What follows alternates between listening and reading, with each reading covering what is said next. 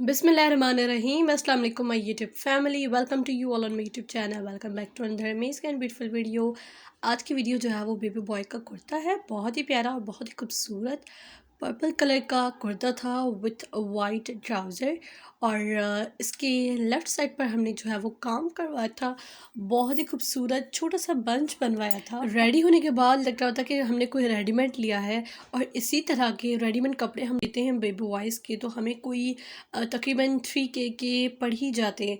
तो ये एम्ब्रॉयडरी जो है वो कुछ और सिर्फ टोटल अगर ड्रेस की मैं कॉस्ट बताऊँ तो 1K में हमारा ये फुल ड्रेस रेडी हो गया था।